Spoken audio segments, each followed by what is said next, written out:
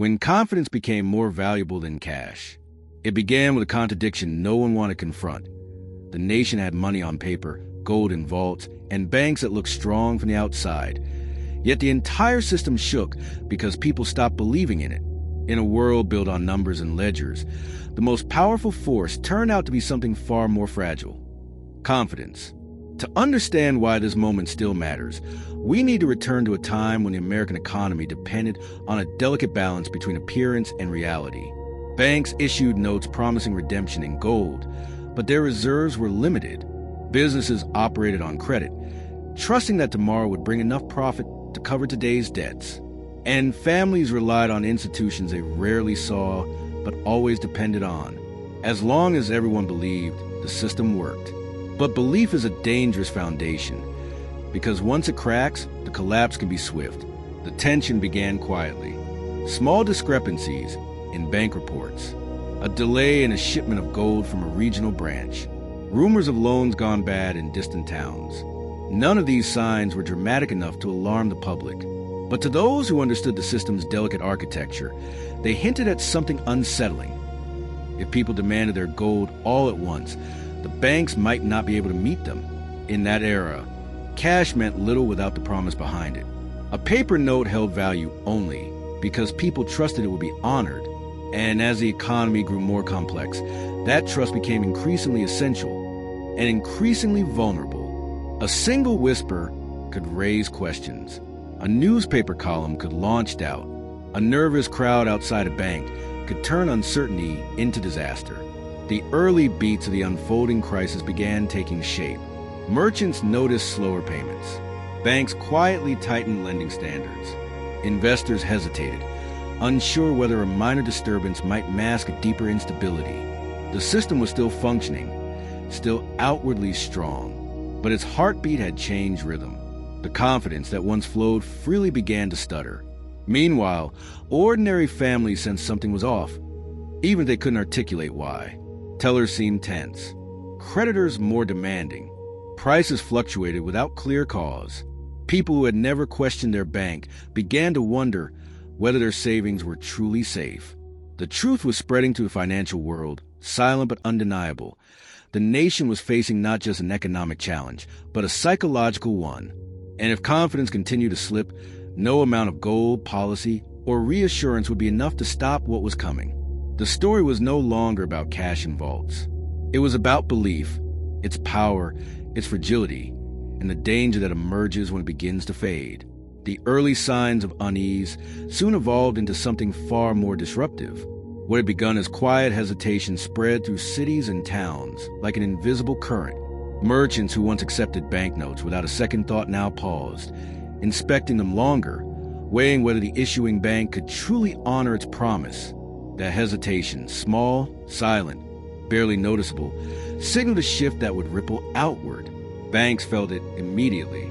Withdrawals increased, not dramatically at first, but steadily enough to make managers uneasy. Customers requested gold instead of paper. Tellers noticed familiar faces returning again and again, each time asking for just a little more. The unusual pattern triggered concern. Institutions that once prided themselves on stability began to tighten their reserves, hoping to brace against a growing sense of uncertainty. As credit constricted, businesses felt the squeeze. Loans that had once been approved overnight now required days of review. Some were denied altogether. Entrepreneurs delayed expansion plans. Traders hesitated to commit to shipments. A subtle slowdown settled across the economy, not because money was scarce, but because trust was outside the financial centers. Rumors spread with growing speed. Stories circulated about banks in distant towns refusing withdrawals or offering excuses for delayed payments. Some reports were exaggerated, others entirely false. But accuracy didn't matter. Fear magnifies even the faintest concern, and each tale added momentum to the rising tide of doubt. Meanwhile, government officials tried to calm the public.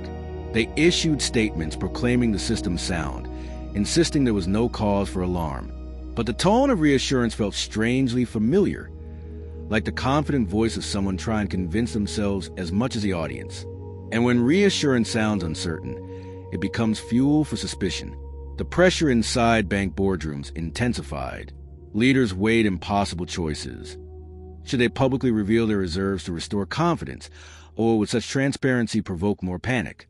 Should they call in loans to protect themselves, knowing it would harm the businesses that depended on them?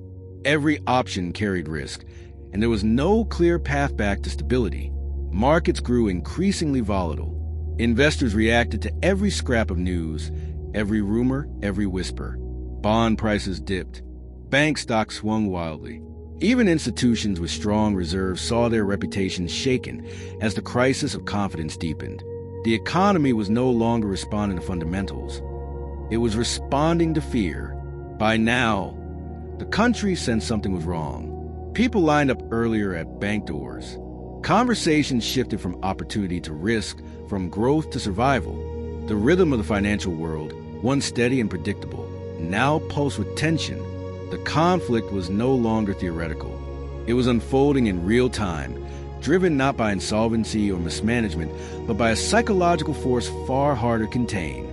The nation was learning a painful truth.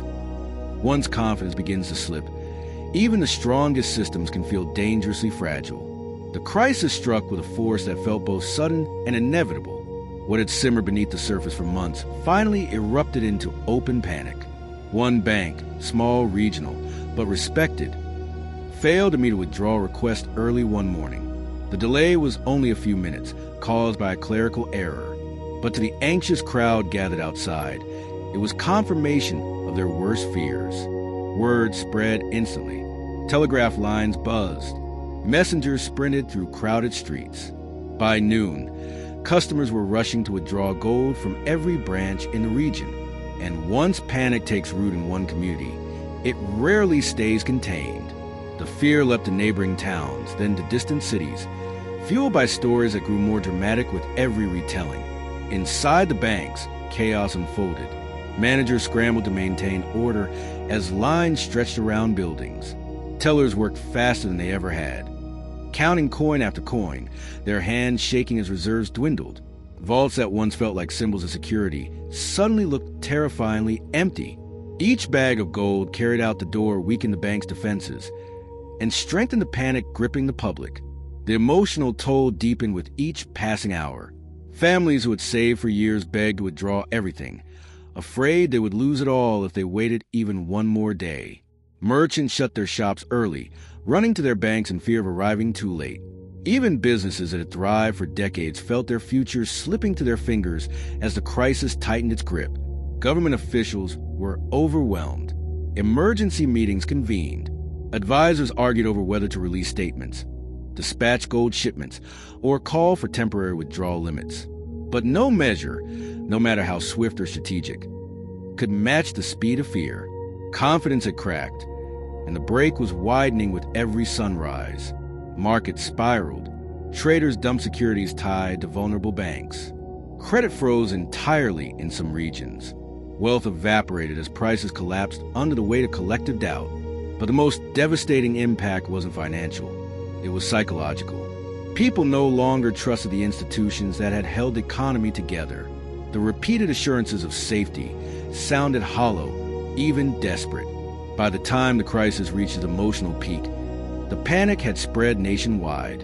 Banks that had never been questioned found themselves besieged by crowds demanding gold. Some institutions closed their doors temporarily, hoping the storm would pass. Others collapsed entirely, and with every failure, the fear intensified, feeding a self-perpetuating cycle that no leader could stop. Amid the chaos, one harsh truth became impossible to ignore. The banks were not failing because they lacked assets. They were failing because the public no longer believed in them. The crisis had slipped beyond the realm of numbers and reserves. It had become a battle over trust, a battle the system was losing. The nation teetered on the edge of collapse, waiting for the moment that would decide its fate. And everyone understood that the next few days would determine whether the financial structure survived or shattered completely under the weight of doubt. The collapse arrived not with dramatic explosion, but with a quiet, devastating admission. Several major banks announced they could no longer redeem their notes in gold. With those few words, the illusion of stability evaporated. Confidence, Once the invisible pillar of the entire financial system shattered completely, the climax hit with painful clarity. Crowds that had gathered in hope now stood stunned, some silent, others furious, all realizing the truth they had feared for weeks. The banks hadn't run out of assets. They had run out of belief. And once belief disappeared, no amount of gold, no law, no reassurance could bring the system back to its former strength. The government stepped in with emergency measures, suspending specie payments nationwide. For the first time, banks were legally allowed to refuse gold redemption. It was a drastic decision, meant to stop the panic from swallowing the country whole. But it arrived too late to prevent the damage already inflicted. Trust, once broken, is not restored by decree. In the days that followed, markets convulsed. Businesses collapsed under the weight of frozen credit. Workers lost wages as employers struggled to stay afloat. Families realized that the money they had trusted for years no longer held the certainty it once promised. The crisis became a harsh lesson etched into the nation's memory. Confidence is the backbone of every financial system, and its absence is more destructive than any lack of cash. Quietly, the recovery began. Banks reopened with restrictions. New regulations were debated. Markets adjusted to a world where gold no longer flowed freely. People adapted because they had to, but the wound remained. Everyone understood how quickly stability could vanish, how fragile even the strongest institutions could become when trust eroded. The resolution left behind a lesson that would shape generations of policy and caution. Money is more than metal, more than paper, more than numbers typed into ledgers. It is a promise, one upheld only as long as people believe it will be honored. And when belief falters, the entire system shakes. Sometimes the smallest shift in perspective becomes the beginning of a new future.